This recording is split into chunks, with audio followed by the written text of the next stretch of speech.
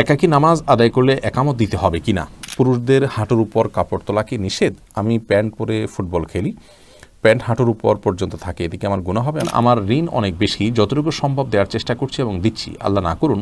এখন যদি আমার মৃত্যু হয় তাহলে আমি কি করব? গরু মোটা তাজা করার জন্য ঔষধ বা ইনজেকশন ইত্যাদি ব্যবহার করা কি হারাম? কোনো ধর্ষিতা মেয়ে প্রেগনেন্ট হলে অ্যাবর্শন করা কি জায়েজ হবে? অনেক হুজুর রোগীর নাম শুনেই তার সমস্যা বর্ণনা করে দিতে পারেন, রোগীর ভবিষ্যৎ কি হবে তাও বলে দিতে পারেন, তাদের কাছ থেকে চিকিৎসা গ্রহণ করা কি জায়েজ হবে? তাহলে আর বিলম্ব না করে চলুন আমরা প্রশ্ন উত্তরের আলোকিত ভবনে প্রবেশ করি।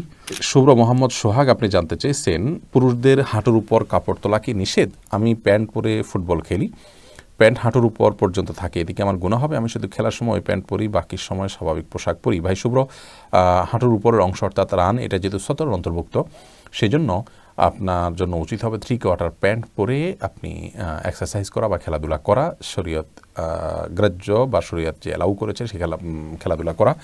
কিন্তু আপনি যদি হাফ প্যান্ট পরে যদি আপনি খেলাধুলা করেন তাহলে সেক্ষেত্রে তো অবশ্যই আপনি গুনাহগার হবেন। নাজমুল হাসান জানিয়েছেন, গরুর ব্যবসা করতে গিয়ে গরু মোটা তাজা করার জন্য ঔষধ বা ইনজেকশন ইত্যাদি ব্যবহার করা কি হারাম? এগুলো যেহেতু মানব দেহের জন্য, মানুষের শরীরের জন্য ক্ষতিকর এবং এখানে প্রতারণা করা হয়ে থাকে কৃত্রিম উপায়ে, এমনকি পশুর জন্য ক্ষতিকর, অতএব এটি ব্যবহার করা অবশ্যই হারাম। নবী করিম সাল্লাল্লাহু আলাইহি ওয়াসাল্লাম বলেছেন, লা দরারা ওয়ালা দিরারা, নিজে ক্ষতিগ্রস্ত হওয়া যেমন ইসলামী শরীয়তে অ্যালাউড নয়, তেমনিভাবে অন্যকে ক্ষতিগ্রস্ত করা এটাও অনুমোদিত নয়। বিধায় গরু মোটা তাজাকরণের জন্য যে সমস্ত আপনার এই ঔষধ, ইনজেকশন ইত্যাদি ব্যবহার করা হয়ে থাকে সেগুলো স্পষ্টভাবেই হারাম হবে। আদর্শ মায়ের আদর্শ সন্তানের দিকে জানতে চেয়েছেন, আমরা 5 ভাই, মেজো ভাই চাই বাড়ি আলাদা করবে স্ত্রীকে পর্দা রাখার জন্য, তারপর বিয়ে করবে, আলাদা থাকবে দেখে অন্য ভাইয়েরা এবং বাবা মা মনে কষ্ট পায়, এতে করণীয় কি? দেখুন, এটি আমাদের সমাজের একটা বেশ বড় ধরনের সমস্যা। সন্তান যদি তার স্ত্রীকে পর্দায় রাখার জন্য আলাদা থাকেন এবং বাবা মায়ের ভরণ পোষণ, তাদের খরচ খরচা, তাদের সেবার জন্য লোকের ব্যবস্থা এগুলো তিনি করেন, তাহলে সেক্ষেত্রে বাবা মা এই ক্ষেত্রে আর বাড়াবাড়ি করা উচিত নয়। তবে সন্তানেরও উচিত বাবা মার সাথে যেহেতু পর্দা তার স্ত্রীর নাই, তাদেরকে নিয়ে পৃথক থাকা এবং বাবা মা প্রয়োজনে পালা করে সব সন্তানদের বাসায় থাকবেন, কারণ তারাও নাতি নাতনিদেরকে আদর করার যে চাহিদা তাদের মধ্যে এটি আছে, সে বিষয়টি মাথায় রেখে তাদের পর্দার বিষয়টিকে অক্ষুণ্ণ রাখার চেষ্টা করা উচিত। এই ব্যাপারে আমাদের সবারই ছাড় দেওয়ার মতো মানসিকতা থাকতে হবে। ভাই বোনরা যে ভুল বোঝাবুঝি করেন সেটাও তাদের করা উচিত নয়, কারণ যৌথ ফ্যামিলিতে থাকতে গেলে আসলে পর্দা মেনটেন করা সম্ভব হয় না। তবে হ্যাঁ, যদি তাদের সে অ্যাবিলিটি না থাকে আর্থিকভাবে, তাহলে যৌথ ফ্যামিলিতে থেকেও পর্দা মেনটেন করা যায়। সেটার জন্য দরকার হলো সদিচ্ছা এবং আন্তরিকতা এবং সবাই দিন পালনের মানসিকতা রাখা। এগুলো যদি আমরা রাখি ইনশাআল্লাহ বিদিনিল্লাহ আমাদের জন্য এটা কঠিন হলেও অসম্ভব হবে না ইনশাআল্লাহ বিদিনিল্লাহ। এমনি রাকিব জানতেছেন, মৃত ব্যক্তিকে দাফন করার সময় বাঁশের মাচা ব্যবহার করা হয়, বাঁশের মাচা না থাকলে কি অন্য কিছু দিয়ে বানানো মাচা ব্যবহার করা যাবে? অবশ্যই যাবে। আপনি কিসের মাচা ব্যবহার করবেন এটা একান্তই আপনার ব্যাপার। আজকে আমরা যে বাঁশ ব্যবহার করছি, নবী সাল্লাল্লাহু আলাইহি ওয়াসাল্লামের যুগে বা আরবে তো এ ধরনের বাঁশ হয়তো ছিল না তখন, অতএব আপনি অন্য কোনো গাছ বা প্লাস্টিকের কোনো কিছু দিয়ে যদি মাছ ব্যবহার করেন তাতে কোনো অসুবিধা নেই ইনশাআল্লাহ বিদিনিল্লাহ। সঞ্জিদা আক্তার লাবনী ইসলাম জানতেছেন, আমার ছেলের বয়স 1.5 বছর, ও ঘরের ফ্লোরে পেশাব করে। প্রশ্ন হলো, কতবার মুছলে ফ্লোর পবিত্র হয়? আমি বালতিতে পানি নিয়ে পুরো ঘর একবার মুছে ফেলি, এতে কি ফ্লোর পবিত্র হবে? দেখুন, অপবিত্রতা দূর করবার জন্য কতবার ধুইতে হবে এটার জন্য কোনো সংখ্যা ঠিক করে দেয়নি যে 3 বার, 5 বার, 7 বার ধুইতে হবে। আমরা অনেকে মনে করি যে এতবার না ধুলে বোধহয় পাক হবে না, এটি ভুল ধারণা। বরং আপনি পেশাব যদি বাচ্চার ফ্লোরে পড়ে এবং সেটা আপনি ধোয়ার জন্য পানি ঢেলে দেন তাহলে ইনশাআল্লাহ যথেষ্ট হবে। আপনি বালতি দিয়ে 1 বালতি পানি যদি সেটা দিয়ে ধুয়ে ফেলেন তাহলে ইনশাআল্লাহ বিদিনিল্লাহ সেটা পাক হয়ে যাবে। আর এর পাশাপাশি যদি সেটা শুকিয়ে যায় এবং তার কোনো আলামত না থাকে, অর্থাৎ গন্ধটাও না থাকে, চলে যায় একেবারে, তাহলে সেক্ষেত্রে সেটি পাক হয়ে যাবে। যেহেতু এটা আপনার কাপড় চোপড়ের মতো এমন কোনো বস্তু না যে বস্তুটাকে ধোয়া যায়, তো এই জাতীয় বস্তুতে যদি নাপাক লাগে এবং তার আলামতটি ধীরে ধীরে ঘষতে বা নানা কারণে চলে যায়, তাতেও কিন্তু সেটা পাক হয়ে যায়। আর এমনের সচরাচর সাধারণ নিয়ম হলো যে সেটাতে নাপাক লাগলে পানি ঢেলে দিলে ইনশাআল্লাহ সেটি পাক হয়ে যাবে। আলম সরকার জানতে চেয়েছেন, আমার ঋণ অনেক বেশি, যতটুকু সম্ভব দেওয়ার চেষ্টা করছি এবং দিচ্ছি, আল্লাহ না করুন। এখন যদি আমার মৃত্যু হয় তাহলে আমি কি করব? আমার যে সম্পদ আছে তাতে ঋণ শেষ হবে না, এখন আমার করণীয় কি? আপনার সম্পদ যেটা আছে সেটা বিক্রি করে আপনাকে ঋণ পরিশোধের চেষ্টা করতে হবে। আমাদের সমাজে অনেক ভাই বোন আছেন যে নিজের সম্পদ যা আছে, জমি জমা, এগুলো রেখে তিনি চান যে তার উপার্জনের টাকা দিয়ে ঋণ পরিশোধ করতে। এটি সম্পূর্ণ ভুল প্রক্রিয়া। এর মাধ্যমে আপনি দায় মুক্ত হতে পারবেন আল্লাহ তাআলার কাছে। আপনার সাধ্যের যা আছে সবগুলো বিক্রি করে ঋণ পরিশোধের চেষ্টা করতে হবে, কারণ ঋণ পরিশোধ করা আপনার জন্য ফরজ, বান্দার হক। এই ফরজ আদায় করার ক্ষমতা যদি আপনার থাকে, জমি জমা থাকে, আপনার আরও স্থাবর অস্থাবর সম্পত্তি থাকে, সেগুলো সব বিক্রি করে হলেও আপনাকে ঋণ পরিশোধ করার চেষ্টা করতে। আপনি যদি বলেন যে তারপর আমি খাবো কি, আপনি খাওয়ার জন্য চাকরি করবেন, অন্য চেষ্টা করবেন, অন্য কাজ করবেন, কিন্তু আপনার সাধ্য অনুযায়ী ঋণ পরিশোধের চেষ্টা করতে হবে। এই সবগুলো করার পরও যদি আপনার ঋণ পরিশোধ করা সম্পূর্ণ করা না যায়, তাহলে প্রাপকদের কাছে আপনি আপনার অপারগতা প্রকাশ করে ক্ষমা চাইবেন, অন্যদের কাছ থেকে যাকাত আপনি চাইতে পারেন, এবং আপনার চেষ্টার সবটুকু আপনি করবেন। এরপরে যদি করতে না পারেন, ইনশাআল্লাহ বিদিনিল্লাহ আল্লাহ তাআলা কিয়ামতের ময়দানে আপনাকে ঋণ মুক্ত করার জন্য আপনার যদি নেক আমল থাকে, সেভাবে তাকওয়া থাকে, ইনশাআল্লাহ আল্লাহ তাআলা আপনাকে ঋণ মুক্ত করবেন। এবং বিভিন্ন হাদিস থেকে বোঝা যায় আল্লাহর প্রিয় বান্দারা কোনো কারণে ফেসে গেলে পাওনাদারদের কাছে আল্লাহ রাব্বুল আলামিন কিয়ামতের ময়দানে পাওনাদারদেরকে সন্তুষ্ট করবেন বিশেষভাবে।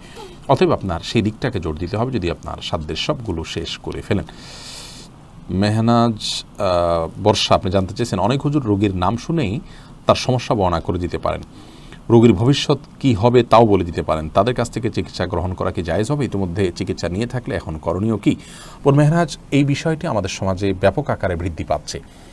কিছু কবিরাজ আছেন, তাবিজ কবজ দেন, এমন মানুষ আছেন যারা নাম শুনে বলে দিতে পারেন, ঠিকানা শুনে বলে দিতে পারেন যে তার কী কী সমস্যা আছে না আছে।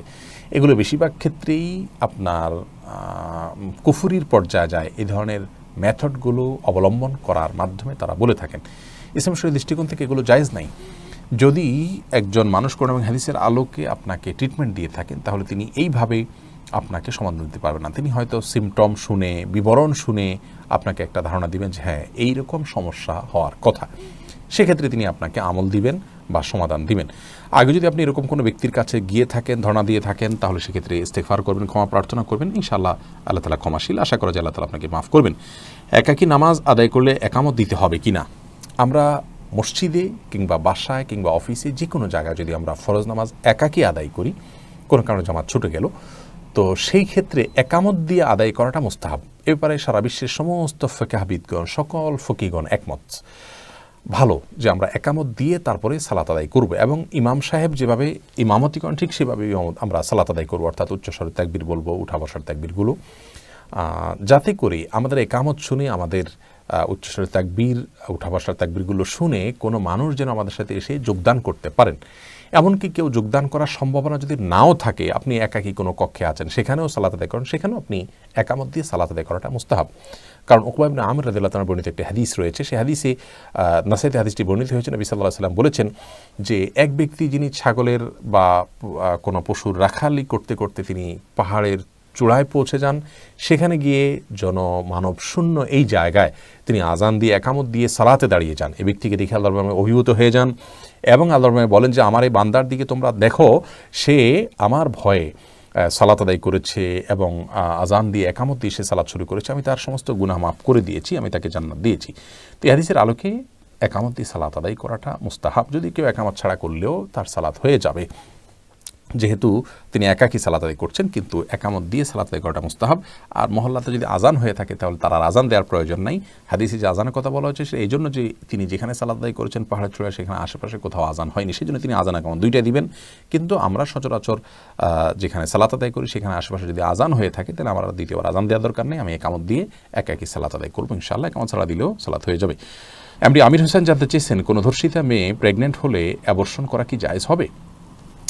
দেখুন, এ বিষয়ে অ্যাবর্শনের যে মৌলিক বিধিবিধান সেটাই কার্যকর হবে। অর্থাৎ স্বাভাবিক অবস্থায় আপনার সন্তানের মধ্যে, মাতৃগর্ভে যে সন্তান আসছে তার মধ্যে প্রাণ এসে গেলে কোনো অবস্থাতেই সেটা নষ্ট করা যাবে না, সেটা মানুষ হত্যার শামিল হবে। আর তার আগ পর্যন্ত এটা নষ্ট করা যাবে যদি এমন একটা অবস্থায় হয় যেটি নষ্ট না করলে বড় কোনো বিপদ হতে পারে মায়ের জন্য, অথবা এটি মায়ের স্বাস্থ্যের জন্য বড় ধরনের হুমকি হতে পারে। এই জাতীয় কোনো সমস্যা যদি হয় তাহলে সেক্ষেত্রে এটি জায়েজ হতে পারে। তবে এটাকে অনেক উলামা কেরাম নিষেধ করেন। তো ধর্ষিতা হলে তিনি তো মাজলুমা, এতে কোনো সন্দেহ নেই, কিন্তু এর কারণে ওই সন্তানকে আপনার হত্যা করে ফেলতে হবে, বিশেষ করে তার মধ্যে প্রাণ আসার পরেও, সেটি অবশ্যই ইসলাম শরিয়া অ্যালাউ করে না। আপনি বলবেন যে এর কারণে মা হয়তো সাফার করবেন, তো সাফার করবেন, আল্লাহ তাআলা তাকে সেজন্য আজর দিবেন, বিনিময় দিবেন। আর একটা সমাজ এর দায় উচিত হলে এই সমস্ত ক্ষেত্রে দায়িত্বশীল আচরণ করা, যার কোনো দোষ নাই তাকে এর জন্য যেন সাফার করতে না হয়, এবং সামাজিক বিভিন্ন ব্যবস্থা থাকা উচিত এই বিষয়গুলোকে সমাধান করবার জন্য।